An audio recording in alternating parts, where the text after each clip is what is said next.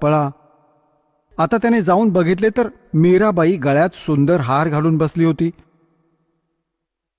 तर म्हणू लागला की हा हार कुठून आणलास तू कुकर्मी? मला माहित होते तू रात्री जातेस हीच कामे करायला. ती म्हणू लागली की तुम्ही मला ना जगू देता ना मरू देता.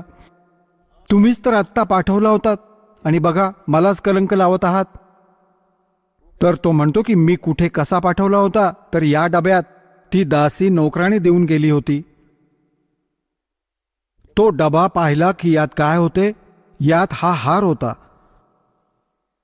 आता त्याने विचार केला, दासीला बोलावले नोकराणीला की ती म्हणाली की मी देऊन बाहेरच बसले होते, शयनाच्या बाहेर.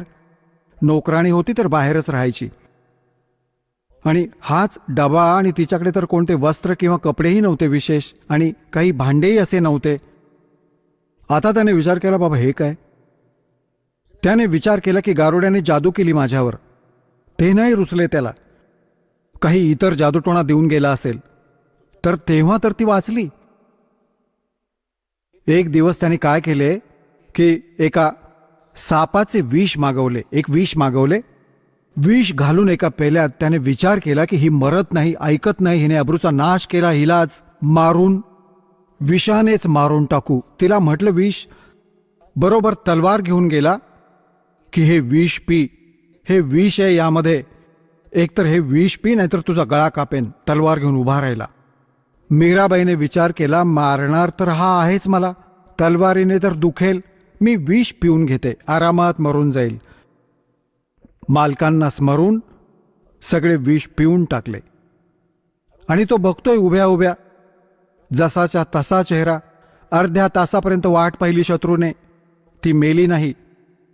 परत आला अवाक होऊन. तर परमात्मा म्हणतात, मीराबाई को मारन लागे जहर का प्याला प्यारे, पीवत ही अमृत हो लाग्या, हो गया सर्द ही यारे, मन तू पावेगा अपना किया रे, भोगेगा अपना किया रे. भक्तीमध्ये अशी शक्ती आहे पुण्यात्म्यांनो, विश्वास ठेवा या मालकांवर. या कथा ऐकायचो आपण, कथा नव्हत्या, या खऱ्या घटना आहेत.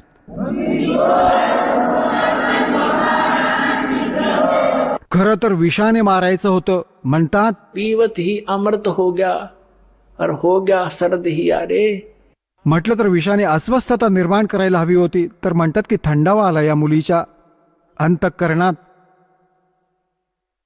आता त्याने विचार केला की बाबा नाही, मरून जात आहेत त्या धीराने. आता हिचा काय इलाज करू, हिने तर आमचा बट्ट्याबोळ केला अब्रूचा. त्याने तिच्या आईला बोलावले, मीराबाईच्या, आणि तिला म्हणाला की मावशी तुम्ही समजवा हिला. आणि आईने सांगितलेली मुलगी ऐकत असते. तर आईने खूप समजावले, मुली बघ इकडे तिकडे जातेस, आपली तक्रार होते, हां तू तुझी भक्ती कर इथे. आणि तिथे 100 प्रकारे कसे बसे आईने मुलीला समजावले, आपले सारे मंत्र तंत्र केले, पण तिने नाही ऐकले. आणि एवढेही सांगितले की बाळा आपण ठाकूर आणि तो चांभार ज्याच्याकडून तू नाम घेऊन आलीस, आता आपल्या बेअब्रूची गोष्ट आहे बाळा, तू नको जात जाऊस तिथे. तर आई आणि मुलीचा तर काय, एका कवीने केलेले शब्द ऐकवतो.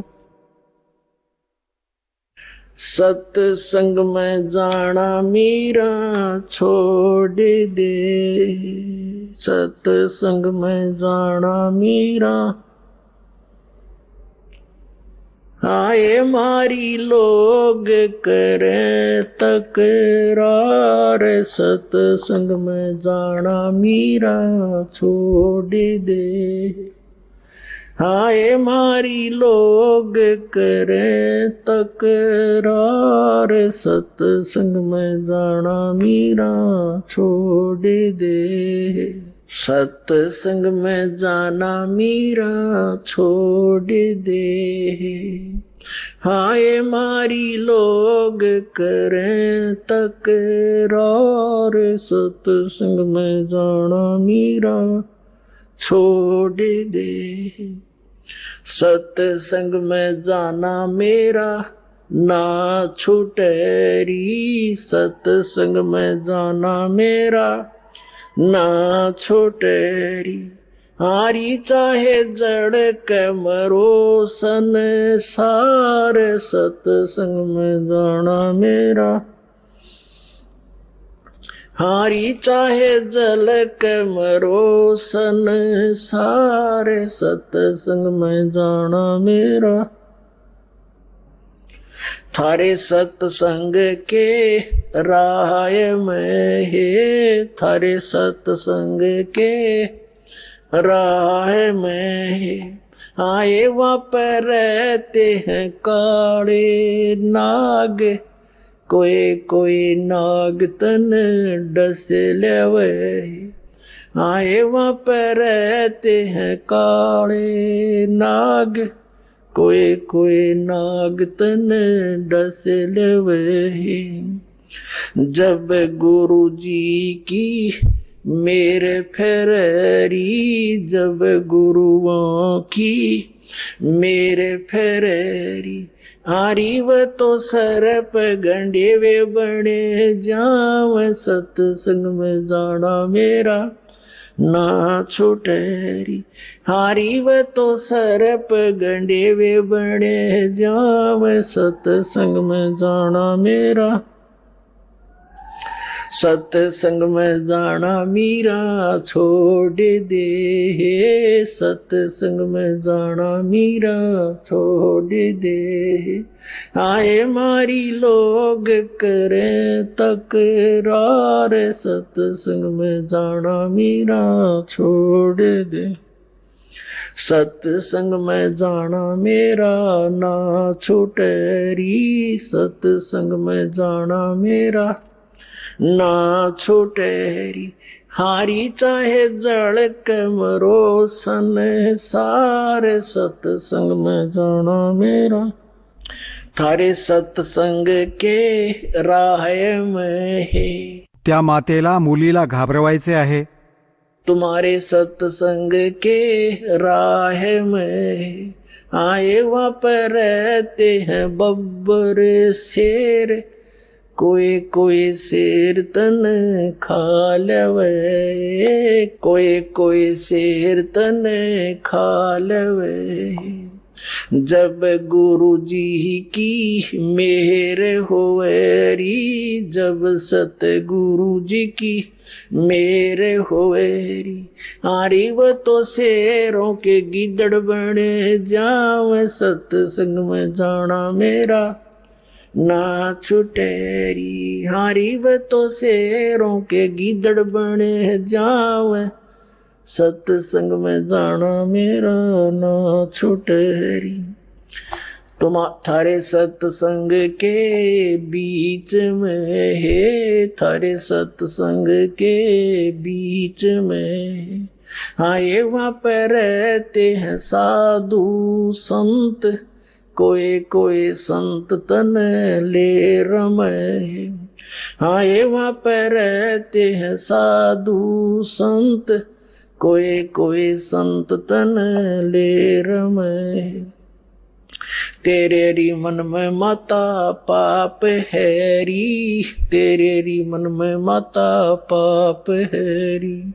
वो संत मेरे माँ बाप हैरी, वो संत मेरे माँ बाप हैरी।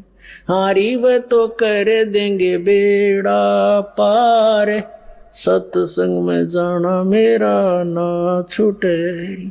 हारी वे तो कर देंगे बेड़ा पार, सत्संग में जाना मेरा ना छूटेरी। सत्संग में जाना मेरा छोड़ दे, सत्संग में जाना मेरा छोड़ दे। हाय मारी लोग करें तकरार, सत्संग में जाना मेरा छोड़ दे।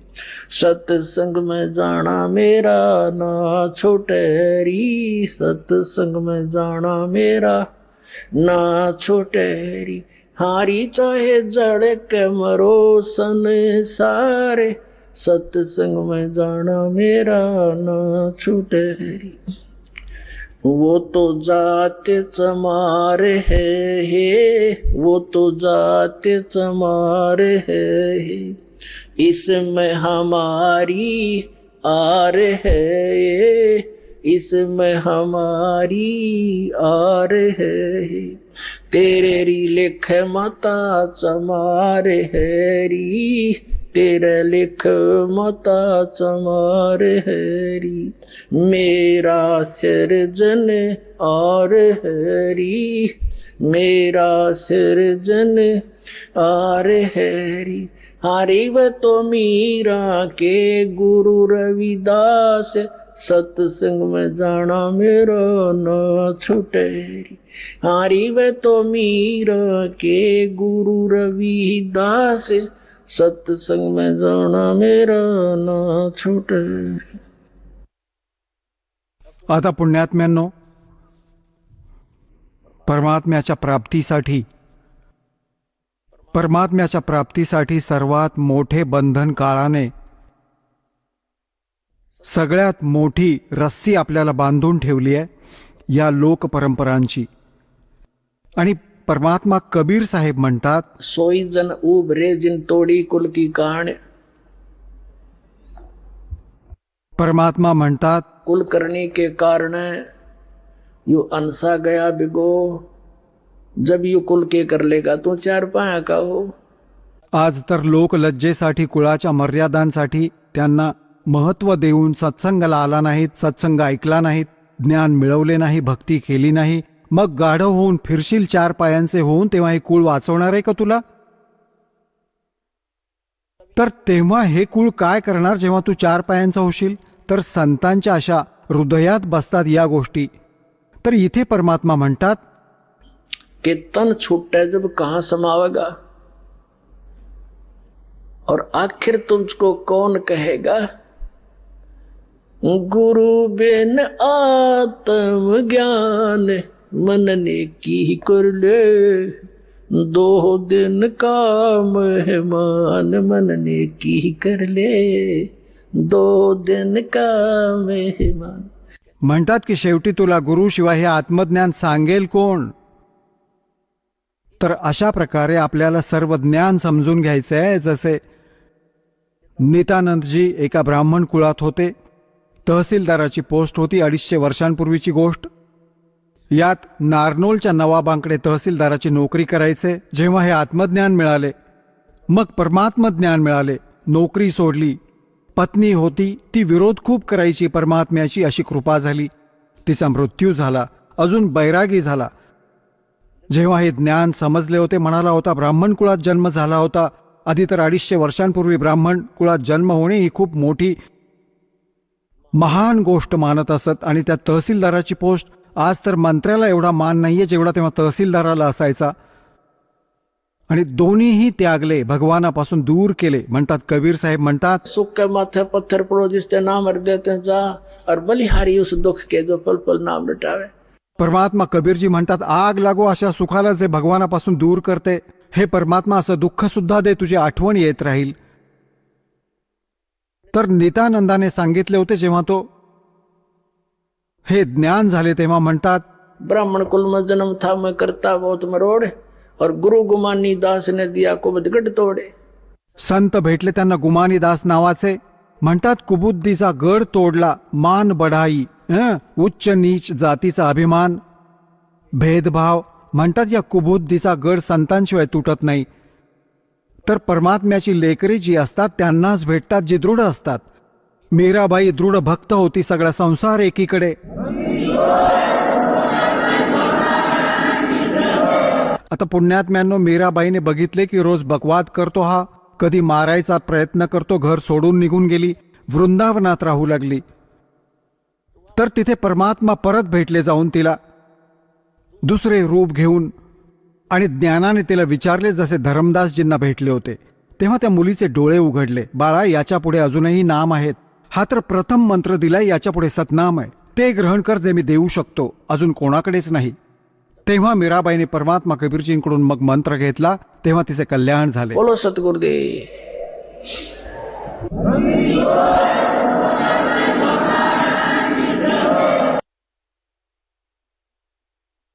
परमपिता परमात्मा पूर्ण ब्रह्म सर्वसृष्टी रचनाहार कबीर देव कबीर साहेब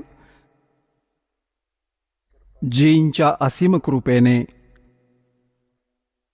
आपण पुण्यात्मा हा सत्संग ऐकत आहात. हे आध्यात्मिक संपूर्ण ज्ञान ऐकत आहात.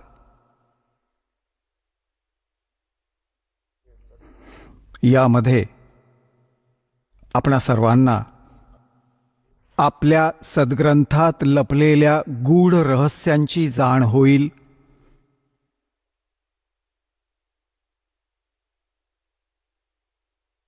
आणि सत्संगात आल्याने जीवाला समजतं की मनुष्य जीवनाचं काय उद्दिष्ट आहे. सत्संगमध्ये खूप पुण्यकर्म असणारे जीवच येतात. सत्संगमध्ये समजतं की मानुष जन्म पाके जो नहीं रटे हरि नाम और जैसे कुआ जल बिना बनवाया क्या काम. परमात्मा आपल्याला आठवण करून देतात. मनुष्य जीवन प्राप्त करून जर जीव परमात्म्याची भक्ती करत नसेल त्याचं जीवन असं व्यर्थ आहे जसं ज्या आडामध्ये ज्या विहिरीत पाणी नसेल, बाकी त्याचं सगळं बांधकाम उभं असेल, पक्की विहीर उभी असेल, मस्त त्याच्यावर बादली ठेवलेली असेल, पण पाणी नसेल तर निरुपयोगी आहे. अगदी अशाच प्रकारे मनुष्य जीवन प्राप्त जीव जर परमात्म्याची भक्ती करत नसेल तर त्याचं जीवन त्या आडरहित, त्या पाणीविरहित आडासारखं आहे. आता त्या विहिरीचं नाव विहीर जरूर आहे, परंतु गुण विहिरीचे नाहीत. अगदी याचप्रमाणे जो मनुष्य नाव असणारा जीव परमात्म्याची भक्ती नाही करीत त्याचं नाव मनुष्य जरूर आहे, परंतु गुण मनुष्याचे नाहीत. आता पुण्यात्म्यांनो, आपण पाहतो की परमात्म्याची ओढ असणाऱ्या पुण्यात्म्यांची कमी नाहीये.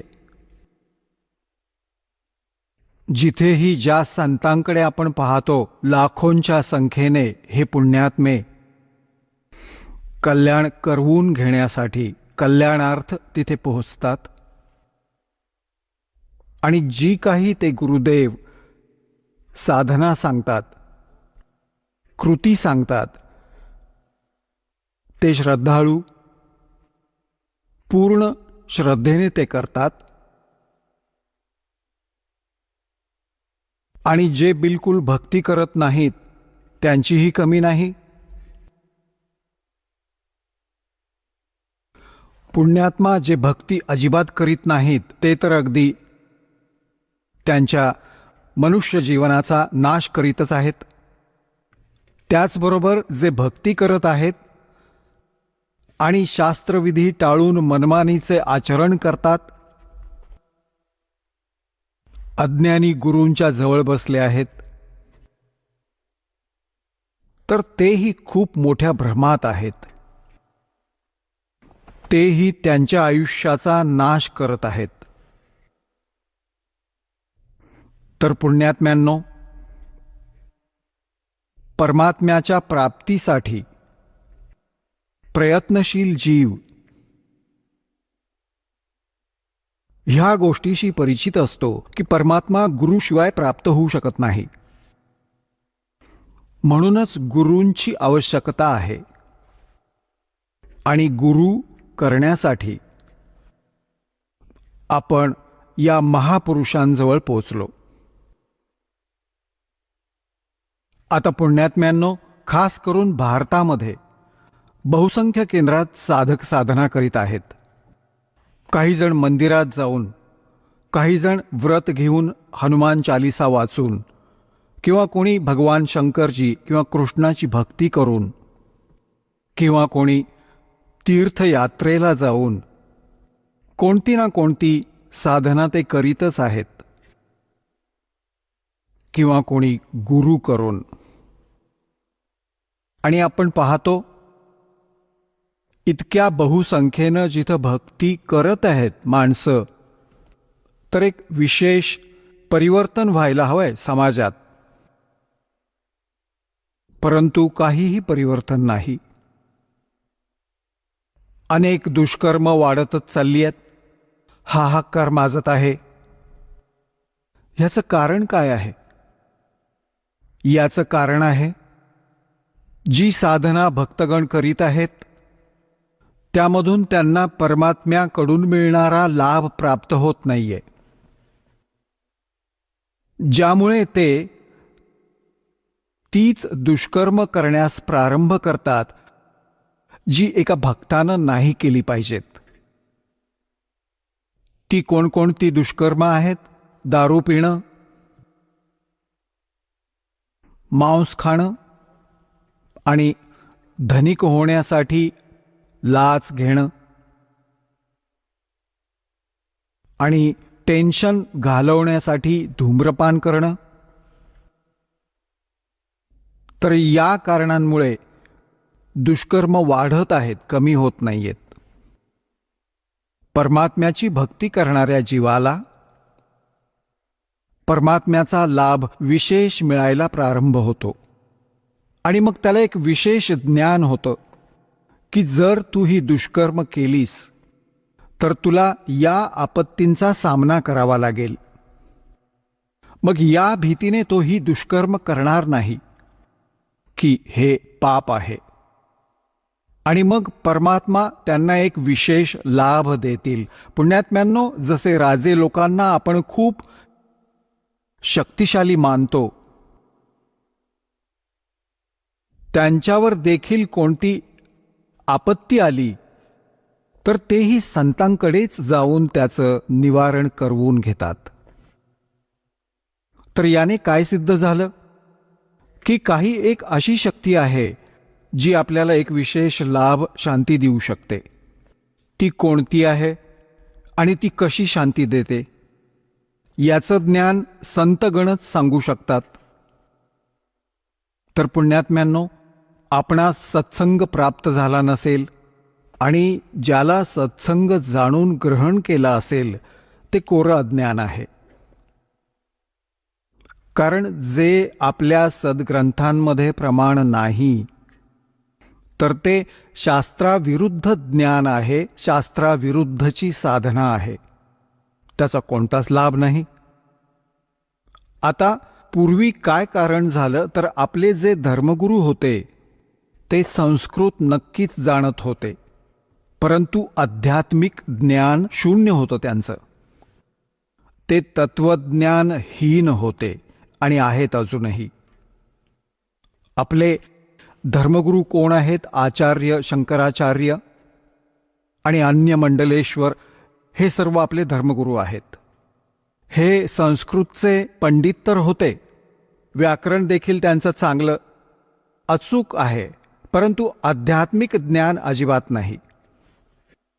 आता पुण्यात्म्यांनो, पवित्र हिंदू धर्माचे हे आदरणीय धर्मगुरू आपल्याला जे ज्ञान देत असत, समजवत असत किंवा समजावतात, सांगतात, ते म्हणतात की आम्ही हे सद्ग्रंथातून, पवित्र वेदातून, पवित्र श्रीमद भगवद्गीतेतून आणि पवित्र पुराणातून हे ज्ञान तुम्हाला ऐकवलं आहे.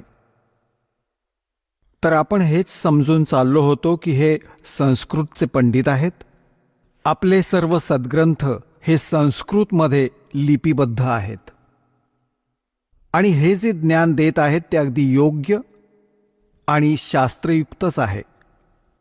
परंतु आता या दासाला समजलं, कारण या दासाची दृष्टी बनली, ती तत्वज्ञानाची दृष्टी तयार झाली.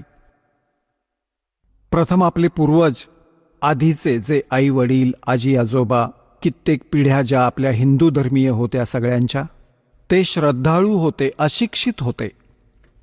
आणि या धर्मगुरूंनी ज्या क्रिया सांगितल्या त्या जीवाची बाजी लावून आणि पूर्ण श्रद्धेनं करत राहिले. तर पुण्यात्म्यांनो, आज आम्हाला ह्या योग्य बनवलं परमात्म्याने की आम्ही हे सद्ग्रंथ आता स्वतः पाहू. या दासाने ह्या सद्ग्रंथांचं गहन निरीक्षण केलं, अभ्यास केला. तर त्यात काय मिळालं की आपले जेवढे धर्मगुरू, हिंदू धर्माचे धर्मगुरू, ऋषी, महर्षी, हे मंडलेश्वर, महंत, संत, हे सर्व लोकवेद ऐकवत होते, दंतकथा ऐकवत होते. यांच्याकडे शास्त्र अनुकूल ज्ञान नाहीये. हे वेद, गीता आणि पुराणांच्या विरुद्ध ज्ञान आपल्याला देत आहेत आणि नाव याच सद्ग्रंथांचं घेत आहेत. जे टीचर, जे शिक्षक आउट ऑफ सिलेबस शिकवतात, पाठ्यक्रमापेक्षा वेगळं ज्ञान देतात, ते शिक्षक योग्य नाहीत. ते शत्रू आहेत त्या विद्यार्थ्यांचे. आणि याच कारणाने पुण्यात्म्यांनो, शास्त्रविधींचा त्याग करून, मनमानी आचरण करून या आपल्या धर्मगुरूंनी आपल्या सर्व पूर्वजांना भूत बनवलं. 84 लाख योनींच्या फेऱ्यात ढकललं. आणि मग त्याच्यासाठी उतारा सांगतात की श्राद्ध घाला, पिंड भरा, अशा क्रिया करा, जे गीतेच्या विरुद्ध आहे. श्रीमद भगवद्गीता अध्याय नंबर 9 श्लोक नंबर 25 मध्ये म्हटले आहे की जे भूत पूजतात ते भूतांना प्राप्त होतात. हे श्राद्ध घालणं, पिंड भरणं, तेरावा करणं आणि अस्थि विसर्जन करणं गती प्राप्त करण्यासाठी, तर ही सर्व भूतपूजा आहे. हे करणारे देखील भूतच बनतील. देवतांची पूजा करणारे देवतांना प्राप्त होतील. पितरांची पूजा करणारे पितर होतील. गीता ज्ञानदाता म्हणतो की माझी भक्ती करणारा मला प्राप्त होईल. आपण भगवंताची भक्ती त्यागून ही भूतपूजा सुरू केली, श्राद्ध वगैरे घालणं, ज्यामुळे आपण शास्त्रविधी त्यागून मनमानी आचरण करत राहिलो आणि मोठे कष्ट उचलत राहिलो. आता पुण्यात्म्यांनो, शिक्षक कोणाला म्हणतात? टीचर कोणाला म्हणतात? शिक्षक आपल्या जॉबचा मास्टर असतो, त्याला टीचर म्हणतात, शिक्षक म्हणतात, मास्टर म्हणतात. ज्या ज्या धर्मगुरूंना समाजाने खुली मुभा दिली की तुम्ही धर्मग्रंथ वाचा आणि आम्हाला ऐकवा आणि आम्हाला ते परमात्म्याचं ज्ञान द्या जे सद्ग्रंथात विद्यमान आहे ते सांगा, त्यांना फ्री केलं. त्यांना दक्षिणा द्यायला सुरुवात केली की आपला निर्वाह चालवा या दक्षिणेतून आणि फ्री आहात तुम्ही, चांगला अभ्यास करा या सद्ग्रंथांचा आणि आम्हाला सांगा. तर त्यांनी, आपल्या धर्मगुरूंनी सद्ग्रंथ वाचले जरूर आणि त्यांचं कंठस्थ पाठांतर देखील केलं संस्कृत भाषेत, परंतु यांना वेद, गीता आणि पुराणातील कख पण माहिती नाही. या आचार्यांना आणि या शंकराचार्यांना यांना आध्यात्मिक ज्ञान नाही. यांना ज्ञान तरी असणार कुठून? ज्या देवांना हे पूजतात आपले आचार्य आणि शंकराचार्य, आणि आपल्याला त्यांनाच पूजण्याचा सल्ला देतात की हे भगवंत आहेत. कोण? श्री ब्रह्मा, श्री विष्णू, श्री शंकर भगवान इत्यादी. आणि यांना हे परमात्मा म्हणतात, भगवान म्हणतात, ईश म्हणतात. आणि यांची पूजा स्वतः करतात आणि आपल्यालाही करण्याचा सल्ला देतात. तर या देवांनाच आध्यात्मिक ज्ञान नाहीये, श्री विष्णूला, श्री ब्रह्माला, श्री शंकरजींना.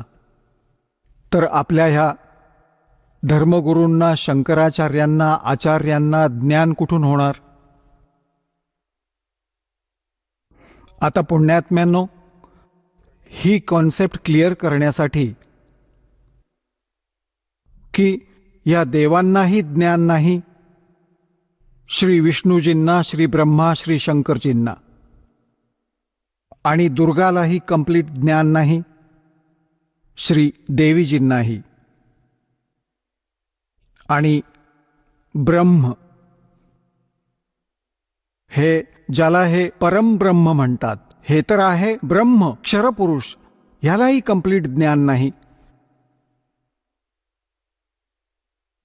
आता पुण्यात्म्यांनो, हा मोठ्या विवादाचा विषय होईल जर ही वाक्य इथेच सोडली आणि प्रमाण नाही दाखवलं.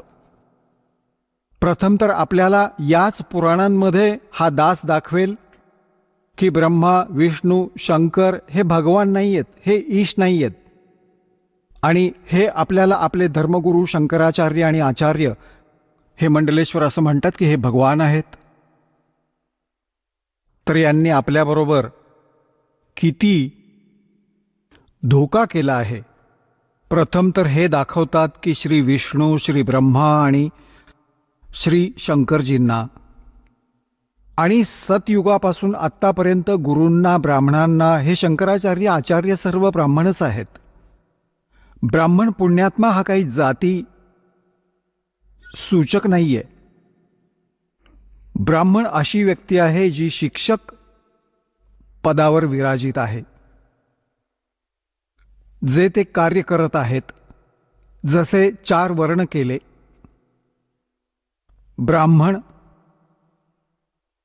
ब्राह्मण, वैश्य, क्षत्रिय आणि शूद्र.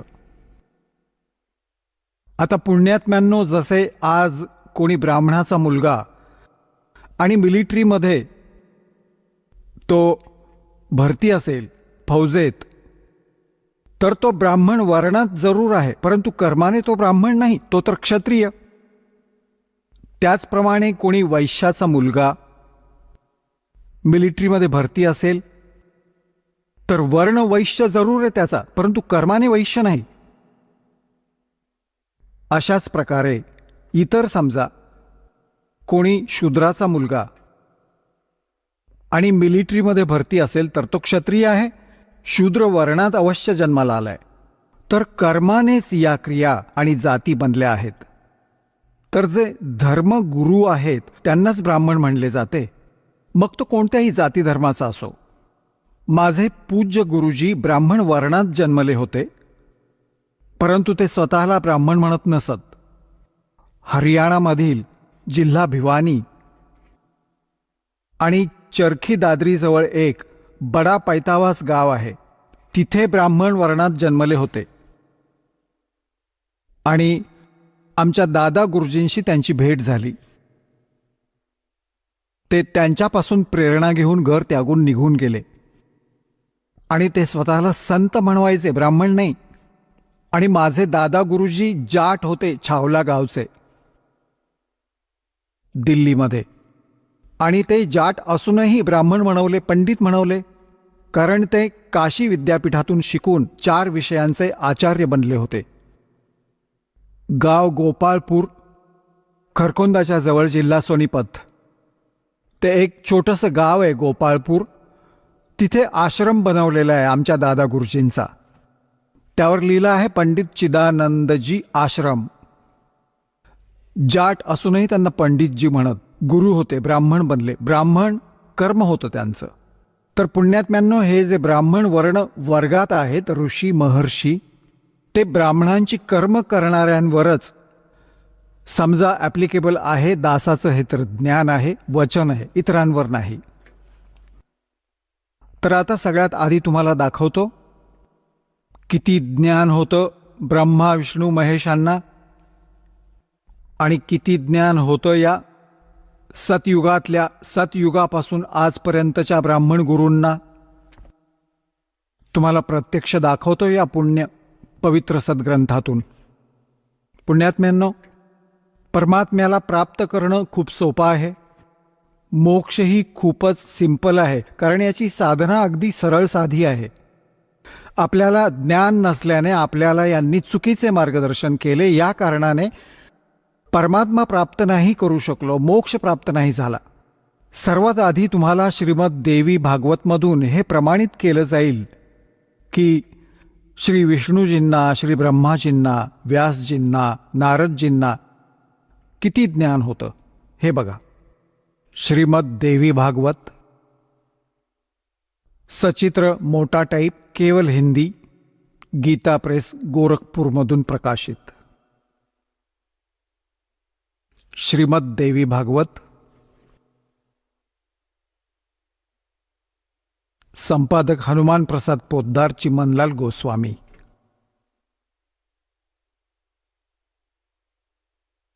प्रकाशक तसेच मुद्रक आहेत गीता प्रेस गोरखपूर, गोविंद भवन कार्यालय, कोलकाताचे संस्थान.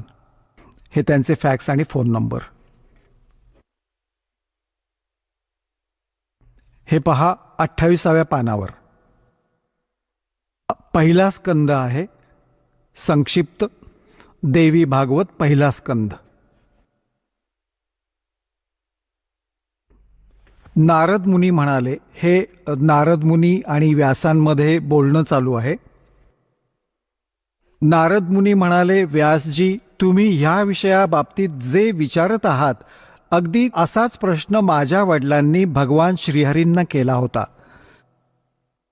देवादिदेव भगवंत जगताचे स्वामी आहेत. लक्ष्मीजी त्यांच्या सेवेत उपस्थित असतात. दिव्य कौस्तुभमणी त्यांची शोभा वाढवतात. ते शंख चक्र गदा धारण करून असतात. पितांबर नेसतात. 4 भुजा आहेत. ते चराचर जगताचे आश्रयदाता आहेत.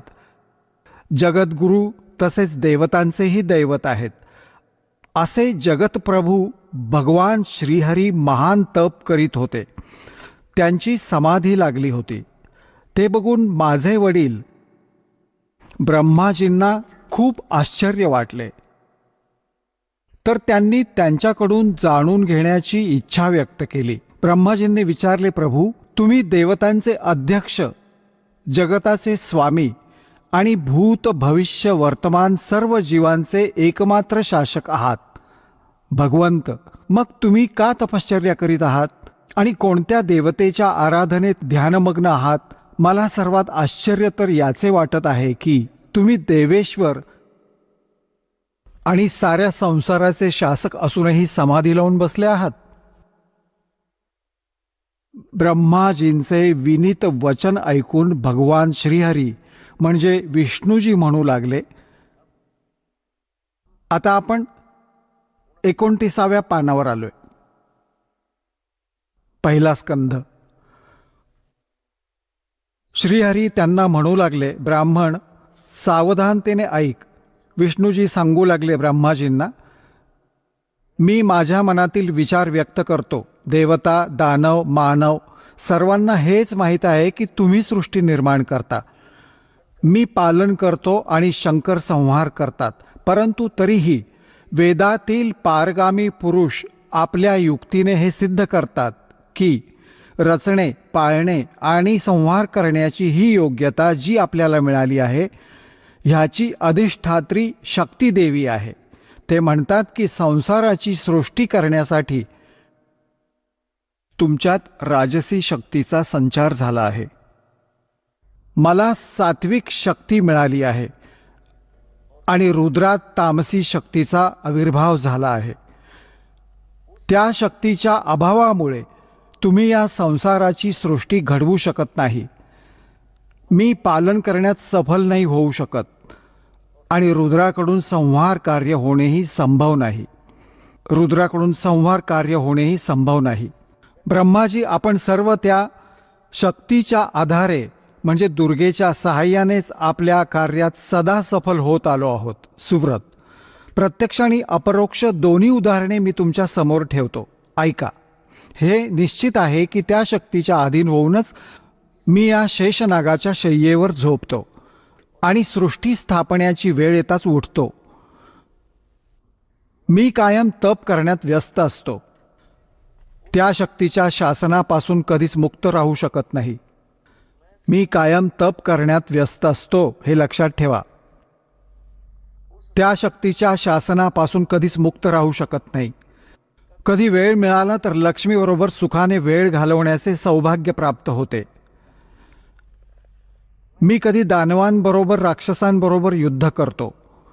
सर्व जगताला भय पोचवणाऱ्या दैत्यांच्या विक्राळ शरीरांना शांत करणे माझे परम कर्तव्य होते. आणि इथे कमाल केली विष्णूजींनी त्यांच्या तत्वज्ञानाची. मला सर्व प्रकारे शक्ती म्हणजेच दुर्गादेवीच्या अधीन होऊन राहावे लागते. त्याच भगवत शक्तीचे मी कायम चिंतन करतो. ब्रह्माजी, माझ्या माहितीत या भगवती शक्ती वाचून मोठी दुसरी कोणतीच देवता नाही.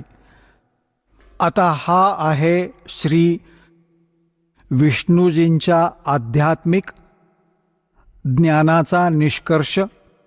श्री विष्णूजी म्हणत आहेत की मी श्री दुर्गापेक्षा मोठ्या कोणत्या देवतेला ओळखत नाही. माझ्या आध्यात्मिक ज्ञानाप्रमाणे ही सर्वात मोठी देवता भगवान आहे. आता पुण्यात्म्यांनो, आपण या लेखात वाचलं, श्री नारदजी विचलित, श्री व्यासजी विचलित. ब्रह्माजींच्या ज्ञानाला तर यांनी सांगितलंच आहे की ब्रह्माजी विष्णूजींना जगतगुरु, देवेश्वर, साऱ्या संसाराचे पालन करता, उत्पत्ती करता सर्व काही म्हणत आहेत. आणि हा काय निष्कर्ष देत आहेत विष्णूजी की मी तर दुर्गाच्या अधीन आहे आणि घोर तप करतो. त्यामुळे ते तप करून काय करतात, बॅटरी चार्ज करतात, मग राक्षसांशी लढतात, मग यांची बॅटरी डिस्चार्ज होऊन जाते, सिद्धीने लढतात आणि मग अशी चार्ज करतात. आता विष्णूजींनी तर सांगितले की मी दुर्गेपेक्षा श्रेष्ठ अशा कुणाला ओळखत नाही, मी दुर्गेची भक्ती करतो. आणि आपल्या धर्मगुरूंना जेव्हा कोणता प्रश्न विचारला जायचा की हे श्री ब्रह्मा, श्री विष्णू, श्री शिवजी हे कोणाची भक्ती करतात, ते सांगायचे, काही तर सांगायचे की स्वतःच्या रूपाचे ध्यान करतात. कोणी म्हणायचे की शंकर भगवान श्री रामाची पूजा करतात आणि श्रीराम शंकरजींची पूजा करतात. आणि काही म्हणायचे की नाही, हे तर कुणाची पूजा करणार, हे तर स्वयं आहेत. आता आपल्या समक्ष आहे की श्री विष्णूजी दुर्गाजींची पूजा करीत आहेत आणि तिला सुप्रीम पॉवर म्हणत आहेत, सुप्रीम गॉड, सर्वात मोठे भगवान, देवता. आता दुर्गाजी काय सांगतात यांची ही 2 वचनं ऐकूयात. हे बघा, 7वा स्कंध, संक्षिप्त देवी भागवत, 562व्या पानावर. इथे देवीकडून हिमालयाला ज्ञानोपदेश, ब्रह्मस्वरूपाचं वर्णन. श्रीदेवीजी काय म्हणतात? श्रीदेवीजी म्हणू लागल्या, पर्वतराज, आता मी तुम्हाला ब्रह्मबद्दल माहिती, प्रथम तर यांनी स्वतःबद्दल सांगितलं, पण मग नंतर म्हणते नाही, त्या ब्रह्मचे काय स्वरूप आहे हे सांगितले जाते, जे प्रकाशरूपी, सर्वांच्या अगदी समीपस्थित, हृदयरूपी गुहेच्या जवळ असल्या कारणाने गुहाचर नावाने प्रसिद्ध आणि महान पद अर्थात परमप्राप्य आहे. ते समस्त प्रजेच्या ज्ञानाच्या पार आहेत, अर्थात कुणाच्या बुद्धीला पेलणारे नाहीत, हे तुम्ही जाणा. जे परमप्रकाश रूप आहे, जे सूक्ष्माहूनही अत्यंत सूक्ष्म आहे, ज्यांच्यात सर्व लोक व त्या लोकांमध्ये निवासणारे जीव स्थित आहेत, तेच हे अक्षरब्रह्म आहे. तेच सर्वांचे प्राण आहेत, तेच सर्वांची वाणी आहेत आणि तेच सर्वांचे मन आहे, तेच आहे. हे परमसत्य आणि अमृत अविनाशी. 563व्या पानावर आहे, 7वा स्कंद वाचतो आहोत. हा आहे अमृत अविनाशी तत्व आहे सौम्य. तर देवीजी म्हणत आहेत, त्या वेधण्यायोग्य लक्ष्याचा तू वेध घे, मन लावून त्यात तल्लीन होऊन जा. सौम्य उपनिषदात कथित महान अस्त्ररूप धनुष्य घेऊन उपासनेने तीक्ष्ण केलेला बाण साध आणि मग भावानुगत चित्ताद्वारे तो बाण खेचून त्या अक्षररूप ब्रह्मलाच लक्ष बनवून एकाग्र हो. प्रणव म्हणजे ओम, धनुष्य आहे, जीवात्मा बाण आहे आणि ब्रह्म हे त्याचं लक्ष म्हणलं जातं. आता यामध्ये काय म्हणलं आहे? श्री देवीजी म्हणत आहेत हिमालय राजाला की माणसाला हवंय ओम नामाचा जप करा आणि ब्रह्मप्राप्तीचं उद्दिष्ट ठेवा. एवढीशी गोष्ट, अजून काही नाही. आता पुढे पहा. ह्यातच आपण आता इथे खाली जाऊ. त्या एकमात्र परमात्म्यालाच जाणा, बाकी सर्व गोष्टी त्यागून द्या. आता देवीजी दुर्गाजी त्यांच्याच साधनेला म्हणतात की ती सुद्धा सोडून द्या. त्या एकमात्र परमात्म्यालाच जाणा. हाच अमृतरूपी परमात्म्याजवळ पोचवणारा पूल आहे. संसाररूपी समुद्रातून पार होऊन अमृतरूपी परमात्म्याला प्राप्त करण्याचे हेच एक सुलभ साधन आहे. इथे म्हणले आहे की ह्या आत्म्याचे ओमच्या जपाबरोबर ध्यान करा. यामुळे अज्ञानमय अंधकाराच्या पूर्ण पलीकडे आणि संसार समुद्राच्या पार जो ब्रह्म आहे तो प्राप्त होईल. तुमचे कल्याण होईल. ते कुठे राहतात?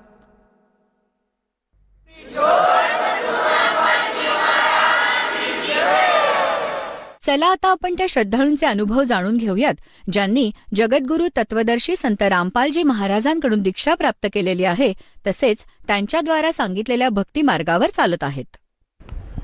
नमस्कार सतसाहेब. आपलं नाव? कृष्णा जितेंद्र हरदे. आपण कोठून आलात? आडगाव, नाशिक. आपण काय शिक्षण घेत आहात? मी 10वीत आहे. संत रामपालजी महाराजांची गुरुदीक्षा आपण कधी घेतली? 9 एप्रिल 2017 संत रामपालजी महाराजांच्या शरणात येण्या अगोदर आपण व आपला परिवार कोणती भक्ती साधना करत होतात? आम्ही राधास्वामी पंथाशी दीक्षित होतो.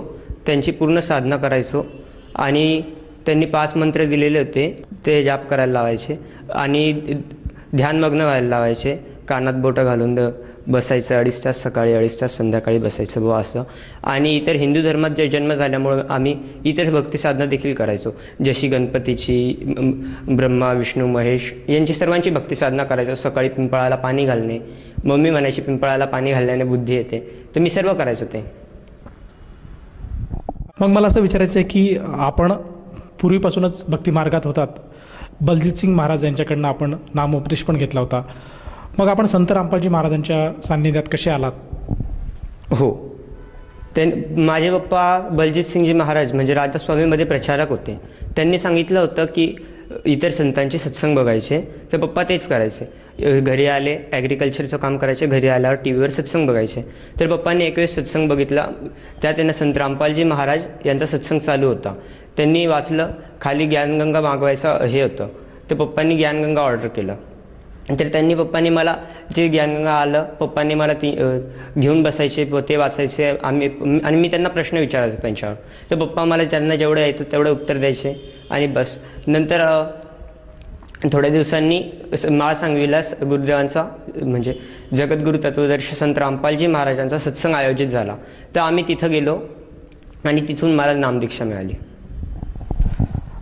जसं तुम्ही सांगत आहात की संत रामपालजी महाराजांचं ज्ञानगंगा नामक पुस्तक आपल्या वडिलांनी अगोदर ऑर्डर केलं होतं आणि ते जेव्हा त्यांनी प्राप्त केलं त्यातनं ते जे काही ज्ञान आहे ते समजून घेतलं आणि संत रामपालजी महाराजांची आपण नामदीक्षा घेतली. मला असं विचारायचं की आज जर आपल्याकडे बघितलं तर आपण एक युवा आहात आणि साधारणतः सर्वजण म्हणतात की भक्तीसाठी वय हे एक ठराविक वय असलं पाहिजे. म्हणजे अर्थातच सर्व लोक असा विचार करतात की आपण तरुणपणात भक्ती करायला नको, या उलट आपण जेव्हा म्हातारे हो तेव्हाच आपण भक्ती करायला हवी. परंतु आपण या लहान वयातच भक्ती मार्गाला कसे लागलात? तुम्ही हे विधान म्हटले ते समाजाच्या तुलनेने आहे, पण ते पूर्णतः चुकीचं आहे. भक्ती करण्याचं वय खरं तर 3 वर्षापासून जेव्हा मुलाला बोलता चालता येतं तेव्हापासूनच भक्ती करायला हवी आणि लहान वयात भक्ती केल्याने मुलांवर चांगले संस्कार घडतात असं मी मानतो. आणि भक्ती करण्याचं वय असं काही नाही म्हाताऱ्यापणीच भक्ती करायची. म्हाताऱ्यापणी तर आपल्याला उलटून कष्ट जास्त राहतं, त्याच्यामुळं आपल्याला भक्ती तेव्हा करता नाही येत, कारण की इतरांचीच घराने चालू राहतात, तर भक्ती करायला वेळ कुठे मिळणार. त्याच्यामुळे लहानपणीपासून भक्ती केलेलं खूप गरजेचं राहतं. जेव्हा आपण लहानपणापासून भक्ती करतो तेव्हा आपल्याला आध्यात्मिकदृष्ट्या आपण प्रगत होतो खरं तर. त्याच्यामुळं मला लहानपणीपासून भक्ती करण्याची आवड निर्माण झाली. लहान वयात आपल्याला कुठल्या गोष्टीचं गांभीर्याने विचार करायचे आपल्याला असा समज नसतो, आपलं तेवढं ज्ञान नसतं, तर तेव्हा आपल्याला भक्ती मार्गात काय भक्ती आहे आणि खरी भक्ती काय आहे याचं ज्ञान आपल्याला कसं काय होऊ शकतं? आणि आपल्याला ह्या वयातच कसं कळालं की संत रामपालजी महाराजांचा मार्ग हाच खरा मार्ग आहे आणि त्याच्या अगोदर जी काही भक्तिसाधना करत होती ती शास्त्रानुसार नव्हती, असं आपल्याला कसं काय जाणवलं? सर, मला आज मी 10वीत आहे, म्हणजे मला वाचता लिहितं चांगलं येतं आणि गुरुदेवांनी ना ग्रंथ उघडून गीता, वेद, भागवत याच्यानुसार सर्व भक्ती सांगितलेली आहे. त्याच्यामुळं त्यांनी ना वेदांद्वारे मी म्हणजे कम्पेअर केलं, राधास्वामीमध्ये काय ज्ञान मिळायचं आणि इथं काय ज्ञान देत आहे. तर त्याच्यावरून मी तुलना केली की खरं तर जगद्गुरू तत्वदर्शी संत रामपालजी महाराजच ह्या धर्तीवर पूर्ण गुरु आहे, त्यांच्या व्यतिरिक्त अजून कोणी नाही. आणि त्यात एज्युकेशनद्वारे मी त्यांना डिक्लेअर केलं बुवा की कोण खरं कोण नाही. तर परंतु असं काय ज्ञान सांगता आहेत की आज आपण सांगू शकाल की संत रामपालजी महाराज हेच खरे संत आहेत किंवा हेच पूर्ण गुरु आहेत? इतर कोणतेही धर्मगुरू किंवा इतर कोणतेही गुरु वेदांनुसार म्हणजे शास्त्रानुसार दाखवत नाही, काही ज्ञान नाही सांगत. ते फक्त तोंडी सांगता की हां हे आहे, हे आहे. पण जगद्गुरू तत्वदर्शी संत रामपालजी महाराजांचं तसं नाही आहे. ते पूर्ण सांगता आपल्या गीतेत काय लिहिलेलं आहे, याच्यात काय लिहिलेलं आहे, वेदांमध्ये काय लिहिलेलं आहे. फक्त एवढंच नाही तर इतर धर्मांचे देखील, जसं कुराण शरीफ झालं, गुरु नानक देवजींची साखी झालं, इतर सर्व धर्मग्रंथांद्वारे सांगता. त्याच्यामुळं मला त्यांचं ज्ञान ना सर्वोत्तम वाटलेलं होतं. जसं तुम्ही सांगत आहात की संत रामपालजी महाराज सर्व शास्त्रानुसार भक्ती सांगतात, तर या भक्तीपासून आपल्याला व आपल्या परिवाराला काय काय अनुभव मिळालेत? भरपूर अनुभव मिळाले. मी सध्या आता 10वीत असल्याने, अगोदर तर मी ॲव्हरेज स्टुडंट होतो, पण आता मला टॉपर म्हणून शाळेत रँक मिळालेली बा, की एक हुशार विद्यार्थी म्हणून माझ्याकडे बघितलं जातं. अगोदर मी तेवढा हुशार नव्हतो, मी 60% स्कोअर करायचो आणि आता माझा स्कोअर 90% वरपर्यंत पण देखील जातो. त्याच्यामुळं हा एक लाभ झालेला आहे, शैक्षणिक लाभ. आणि सर्वात मोठा लाभ म्हणजे मला सद्गुरू मिळाले, आध्यात्मिक गुरु मिळाले आणि हा देखील आहे ना आध्यात्मिक ज्ञानाचा सर्वात मोठा लाभ आहे. आणि एक वेळेस माझे पप्पा ॲक्सिडेंटमधून यांना वाचलेले आहे. त्यांना गाडी 4 व्हीलरने ओव्हरटेक करायचं हे केलं होतं. ते पप्पांना ओव्हरटेक म्हणजे वाचलेले पप्पा संत रामपालजी महाराजांमुळं. आणि एवढंच नव्हे तर मला देखील ना एक वेळेस आम्ही गाडीवर जात होतो पप्पा आणि मी, तर तेव्हा ॲक्सिडेंट म्हणून माझा जीव वाचलेला आहे. नाही तर आता काय झालं असतं तर सांगू नव्हतं शकत.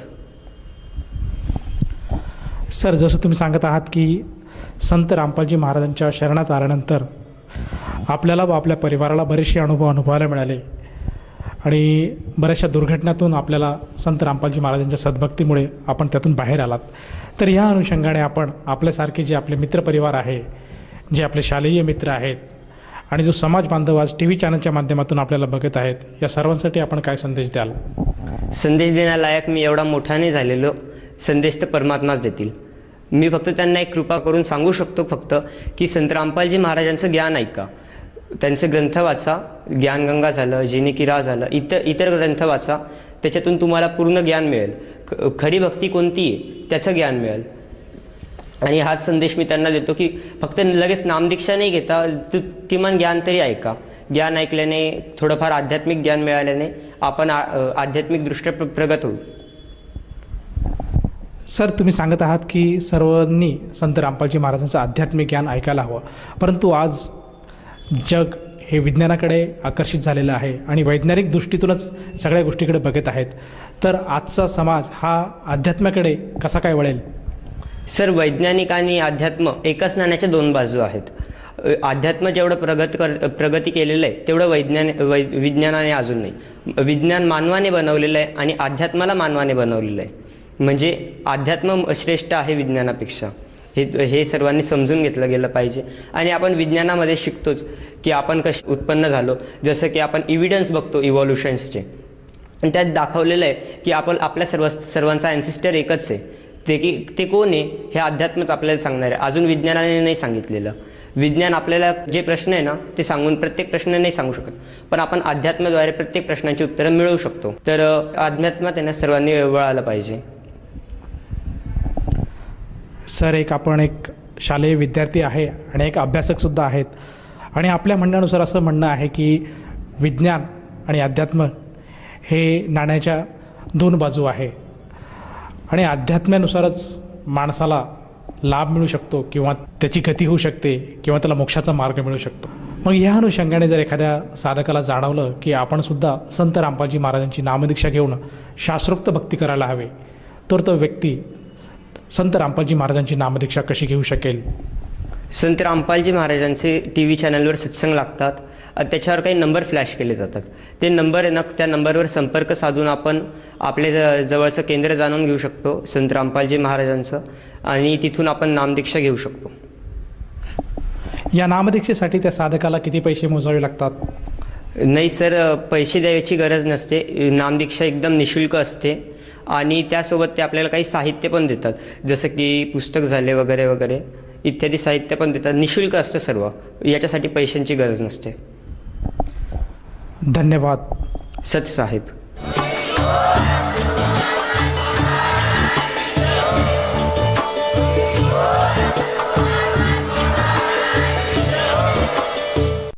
आपण ऐकत होता जगद्गुरु तत्वदर्शी संत रामपालजी महाराजांचे मंगल प्रवचन. निशुल्क नामदीक्षा प्राप्त करण्यासाठी आणि अधिक माहितीसाठी संपर्क करा 7030303951 7030303952. आमची वेबसाईट आहे www.jagadgururampalji.org. सर्व पवित्र धर्मांच्या व पवित्र शास्त्रांवर आधारित प्रमाणित अनमोल पुस्तक ज्ञानगंगा किंवा जगण्याचा मार्ग यापैकी कोणतेही एक पुस्तक निशुल्क मागवण्यासाठी आम्हाला आपले पूर्ण नाव, पूर्ण पत्ता, पिनकोड सहित आणि फोन नंबर लिहून 7030303951 7030303952 नंबरवर SMS करू शकता किंवा आम्हाला 7030